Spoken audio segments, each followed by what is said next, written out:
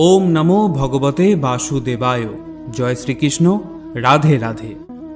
বন্ধুরা, বলা হয় যে শ্রীমদ্ ভাগবত গীতা শুধুমাত্র একটি ধর্মের জন্য নয়, এটি পৃথিবীর প্রতিটা মানুষের পড়া এবং বোঝা উচিত, যাতে সে ব্যক্তি তার জীবনের সুখ, শান্তি এবং সাফল্য লাভ করতে পারে। শ্রীমদ্ ভাগবত গীতায় মোট 18টি অধ্যায় রয়েছে এবং এই 18টি অধ্যায়ে শ্লোকের সংখ্যা প্রায় 700, যে শ্লোকগুলি সংস্কৃত ও শুদ্ধ বাংলা ভাষায় লেখা। তাই সবার পক্ষে পড়া ও বোঝা একটু কঠিন হয়ে পড়ে। তাই আজকের এই ভিডিওতে সহজ বাংলায় শ্রীমদ্ ভাগবত গীতার 111টি বাণীর কথা আপনাদের বলবো, যে বাণীগুলি মনুষ্য জীবনের প্রতিটি পদক্ষেপে অতি প্রয়োজনীয়। এই বাণীগুলি শুনলে আপনি শ্রীমদ্ ভাগবত গীতার প্রকৃত অর্থ বুঝতে পারবেন। তবে ভিডিও শুরু করার আগে যারা আমার এই চ্যানেলে নতুন ভিডিও দেখছেন, তারা দয়া করে চ্যানেলটিকে সাবস্ক্রাইব করবেন এবং যদি ভিডিওটি শেষ পর্যন্ত দেখে আপনাদের ভালো লাগে তাহলে অবশ্যই ভিডিওতে একটি লাইক করতে ভুলবেন না। তাহলে চলুন দেরি না করে শুনে নেওয়া যাক শ্রীমদ্ ভাগবত গীতার অতীব প্রয়োজনীয় কিছু কথা। ভগবান শ্রীকৃষ্ণ বলেছেন, যে ব্যক্তির মধ্যে জ্ঞানের অভাব এবং ঈশ্বরে বিশ্বাসের অভাব রয়েছে, সেই ব্যক্তি জীবনে কখনো সুখ ও সাফল্য লাভ করতে পারে না। কে কি করছে, কিভাবে করছে এবং কেন করছে, এসব থেকে যত দূরে থাকবে ততই সুখে থাকবে। একজন বিবেকবান মানুষের যখন আত্মসম্মানে আঘাত লাগে, তখন সেই মানুষটিও সম্পর্কের বন্ধন ছিন্ন করে দেয়। মোহ বা টান তার ওপর অনুভব করো যার ওপর তোমার অধিকার রয়েছে। যার ওপর তোমার অধিকার নেই তার ওপর মোহ বা টান অনুভব করাই উচিত নয়। যারা অন্যের কষ্ট বোঝে, যাদের মমতা আছে, যারা হৃদয় থেকে শুদ্ধ, তারা এই জন্মমৃত্যু চক্র থেকে মুক্ত হয়ে যায়। তাদের আর জন্ম নিতে হয় না। তোমার কর্মই তোমার আসল পরিচয়, কারণ এক নামের তো হাজারো মানুষ থাকতে পারে। যা হবার থাকে তা হয়েই থাকে, আর যা হওয়ার নয় তা কখনোই হয় না। এই দৃঢ়তা যদি তোমার মনেও থাকে, তাহলে তোমায় কখনো দুশ্চিন্তা করতে হবে না। কর্ম এমন একটি ফসল যা একজন ব্যক্তিকে যে কোনো পরিস্থিতিতে কাটতেই হয়। তাই সর্বদা ভালো বীজ বপন করো, যাতে ফসলটাও ভালোই হয়। সদা সন্দেহকারী ব্যক্তির প্রসন্নতা পাওয়া না এ জীবনে সম্ভব, আর না অন্য জীবনে। তাই যারা অতিরিক্ত সন্দেহপ্রবণ, তাদের খুশি করা বন্ধ করো। বস্তুর সম্পর্কে চিন্তা করে মানুষ তাদের প্রতি আসক্ত হয়ে পড়ে। এই কারণে তাদের মধ্যে কামনা বাসনা তৈরি হয় এবং কামনা বাসনা বিঘ্নিত হলেই ক্রোধের উৎপত্তি হয়। আর ভগবান বলেন, রিপুদের মধ্যে সবথেকে ভয়ঙ্কর হলো এই ক্রোধ। যদি শারীরিক ও মানসিকভাবে সুস্থ থাকতে চাও, তাহলে এই ক্রোধকে বর্জন করতে হবে। মৌন থাকা বা চুপ করে থাকা তার প্রতি আপনার শ্রেষ্ঠ উত্তর, যে আপনার কথার মূল্য দেয় না। ভগবান শ্রীকৃষ্ণ অর্জুনকে বলেছিলেন, হে পার্থ, যাদের ভক্তিতে বিশ্বাস নেই, তারা আমাকে লাভ করতে না পেরে এই জন্ম মৃত্যু চক্রে ঘুরতে থাকে, এই ভৌতিক জগতে বারংবার আসতেই থাকে। হে অর্জুন, যারা আমার পরম ভক্ত, যারা সর্বদা আমাকে স্মরণ করে, একক চিত্তে আমার উপাসনা করে, আমি স্বয়ং তাদের প্রত্যেকের কল্যাণের দায়িত্ব গ্রহণ করে থাকি। যতটা সম্ভব চুপ করে থাকাই ভালো, কারণ বেশি কথা মানুষকে সবথেকে বেশি অপরাধ করতে বাধ্য করায়। হাজারটা ভালো কাজ করার পরেও যদি তুমি একটা খারাপ কাজ করো, তাহলে লোক শুধু তোমার খারাপ কাজটাই দেখবে। তাই লোকে কি বলবে তাতে কর্ণপাত করো না, নিজের কর্ম নিজে করে যাও। তুমি আজ যে কর্ম করছো, তার ফল তুমি কাল অবশ্যই পাবে। আর আজ তোমার যা কিছু আছে, তা তোমারই দ্বারা করা তোমার অতীতের কর্মের ফল। ভগবান বলেন, তোমার অতীত পরিবর্তন করার ক্ষমতা তো আমার নেই, কিন্তু তুমি যদি চাও, তোমার বর্তমানের কর্মের দ্বারা তোমার ভবিষ্যৎ আমি অবশ্যই পরিবর্তন করতে পারবো। হে পার্থ, আমি কারোর ভাগ্য তৈরি করি না, সবাই তাদের ভাগ্য নিজে তৈরি করে। ভালো কর্ম সেটা নয় যার ফল সবসময় ভালো হয়। ভালো কর্ম তো সেটা যার উদ্দেশ্য কখনো খারাপ হয় না। আর ভালো উদ্দেশ্য নিয়ে করা কাজ কখনো বৃথা যায় না।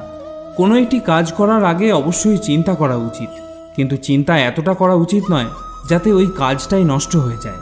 কারণ প্রয়োজনের বেশি চিন্তা দুশ্চিন্তায় পরিবর্তন হয়ে যায়। হয় তুমি সময়ের সাথে বদলে যাও, না হলে সময়কে বদলাতে শেখো, কিন্তু ভাগ্যকে কখনো দোষারোপ করো না। যে কোনো পরিস্থিতিতে চলতে শেখো। অন্যের জীবনকে পরিপূর্ণভাবে অনুকরণ করার থেকে নিজের জীবনে অসম্পূর্ণভাবে বেঁচে থাকাও ভালো। এই সংসারে কোনো মানুষই সর্বগুণসম্পন্ন হয় না। তাই কিছু দোষ ত্রুটিকে নজর এড়িয়ে গিয়ে সম্পর্কগুলোকে বজায় রাখার চেষ্টা করো। তোমার কেবল তোমার কর্ম করার ওপরে অধিকার আছে, কিন্তু কর্মের ফলে তুমি অধিকারী নও। না তো তুমি নিজেকে তোমার কর্মের ফলের কারণ বলে মনে করবে, আর না কখনো কোনো কর্ম না করার প্রতি আসক্ত হবে। ভগবান শ্রীকৃষ্ণ বলেছেন, ন কর্মণা মনা রম্ভান নৈষ্কর্মং পুরুষ স্নুতে ন চ সন্ন্যাস না দেব সিদ্ধং সমাধি গচ্ছতি। অর্থাৎ কেবল কর্মের অনুষ্ঠান না করার মাধ্যমে কর্মফল থেকে মুক্ত হওয়া যায় না, আবার কর্মত্যাগের মাধ্যমেও সিদ্ধি লাভ করা যায় না। ন হি কশ্চিৎ ক্ষণমপি জাতু তিষ্ঠত্ব কর্মকৃত কার্যতে হবশ কর্মসর্ব প্রকৃতির জয়ীর গুণই। সকলেই মায়ার দ্বারা প্রভাবিত হয়ে নিজের নিজের কর্ম করে যাচ্ছে। কর্ম না করে তুমি এক মুহূর্তও থাকতে পারবে না। মানুষ কখনো ভালো বা মন্দ হয় না, ভালো বা মন্দ হয় তার কাজ, আর মানুষের কর্ম অনুযায়ী সে তার ফলও পায়। যখন কোনো সমস্যার জন্ম হয়, সাথে সাথে তার সমাধানেরও জন্ম হয়। তাই সমাধান বের করতে চেষ্টা করো, আজ না হলে কাল তা অবশ্যই বের হবে। অর্জুনের তীরের মতো মরুভূমির থেকেও জল বেরিয়ে আসবে। যখন আমাদের মন দুর্বল হয় তখন পরিস্থিতি একটি সমস্যা হয়ে দাঁড়ায়, আর যখন মন স্থিতিশীল থাকে তখন পরিস্থিতি একটি পরীক্ষা হয়ে দাঁড়ায়, আর যখন আমাদের মন মজবুত হয় তখন পরিস্থিতির সুযোগ তৈরি করে দেয়। আমরা তো জীবনে অনেক ভুল করেই থাকি, কিন্তু জীবনের সবথেকে বড় ভুল হলো সেটা যেটা থেকে আমরা কিছু শিখতে পারি না। ভগবান শ্রীকৃষ্ণ অর্জুনকে বলেছিলেন, হে ভারতবংশী, দেহের মধ্যে থাকা জীবিতকে কখনো হত্যা করা যায় না, তাই কোনো জীবের জন্য তোমার দুঃখ করা উচিত নয়। মানুষের মানবতা ঠিক সেই সময় নষ্ট হয়ে যায় যখন সে অন্যের দুঃখে আনন্দ পেতে শুরু করে।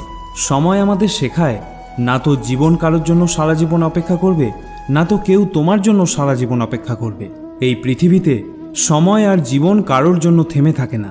জীবনও তার সাথেই খেলে যে খেলোয়াড় শ্রেষ্ঠ প্রকৃতির হয়। কষ্ট সবার একই রকম হয়ে থাকে, কিন্তু আত্মবিশ্বাস প্রত্যেকের ভিন্ন ভিন্ন হয়। কেউ হতাশ হয়ে হাল ছেড়ে দিয়ে ছিন্ন ভিন্ন হয়ে যায়, তো কেউ সংগ্রাম করে আবার জ্বলে ওঠে। মানুষকে তার কর্মের সম্ভাব্য ফলাফলের দ্বারা প্রাপ্ত জয় পরাজয়, লাভ ক্ষতি, সুখ দুঃখ ইত্যাদি সম্ভাব্য পরিণতির কথা ভেবে চিন্তাগ্রস্ত হওয়া উচিত নয়।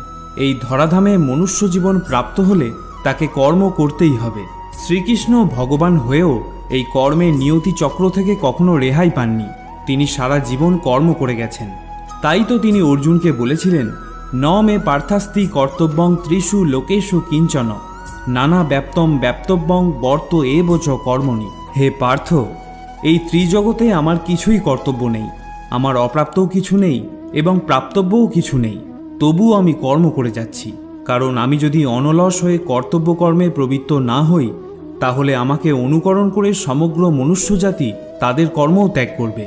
যদি তুমি তোমার ভুল থেকে কিছু শিখতে পারো, তাহলে সেই ভুলগুলি হবে তোমার ওপরে ওঠার সিঁড়ি।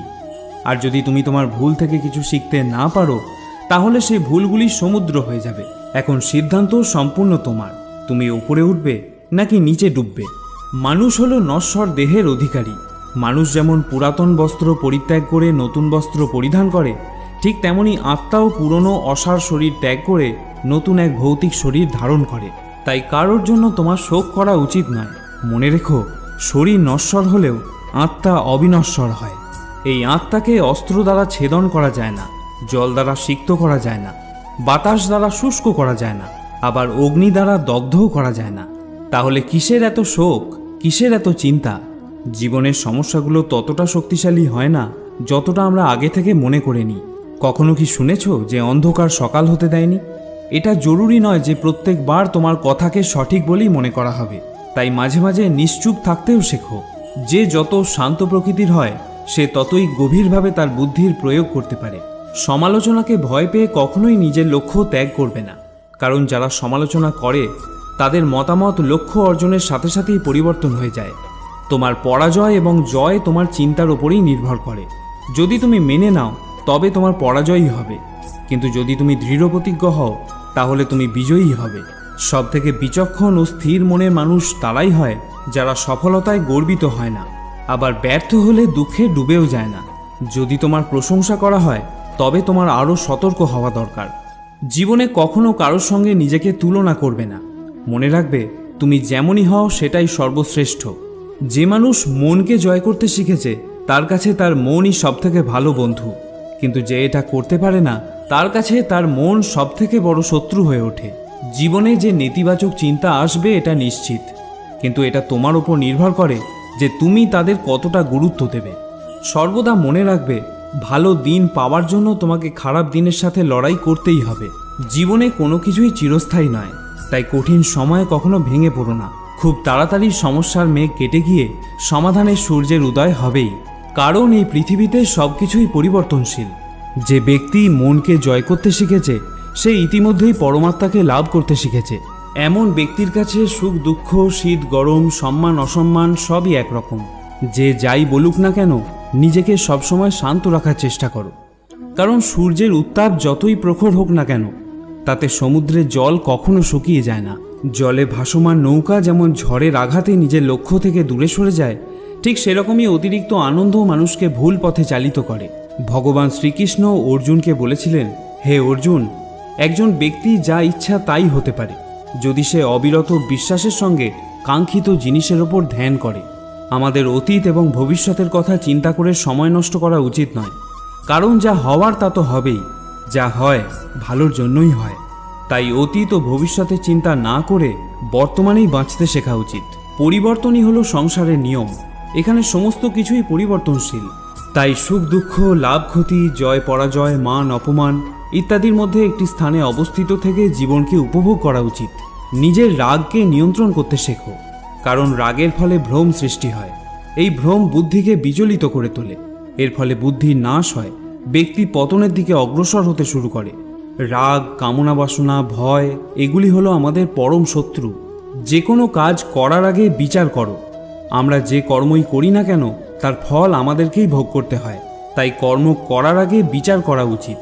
ভগবান শ্রীকৃষ্ণ অর্জুনকে বলেছিলেন, ব্রহ্মণ্যাধায় কর্মাণি সঙ্গম তক্তা করতি য লিপ্পতে ন স পাপে ন পদ্মপত্র মিবাম্ভসা।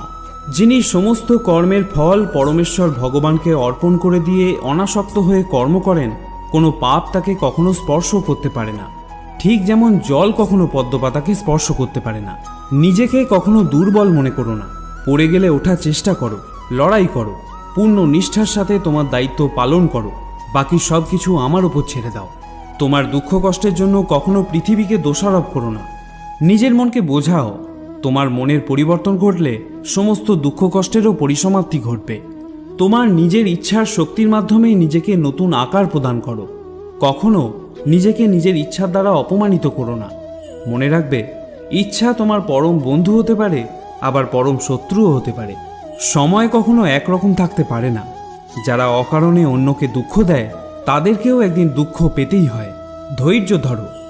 জীবনের সবথেকে ভালো দিন দেখার জন্য তোমাকে সবথেকে খারাপ দিনের মধ্যে দিয়েই যেতে হবে।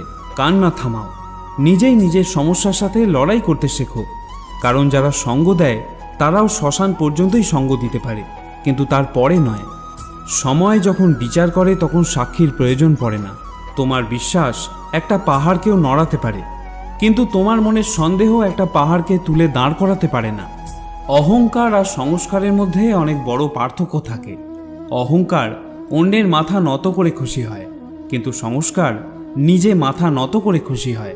যখন পরিবারের সদস্যদের অপ্রীতিকর মনে হয় এবং অপরিচিতদের নিজের লোক বলে মনে হয়, তখন বুঝে নেবে তোমার ধ্বংসের সময় শুরু হয়ে গিয়েছে।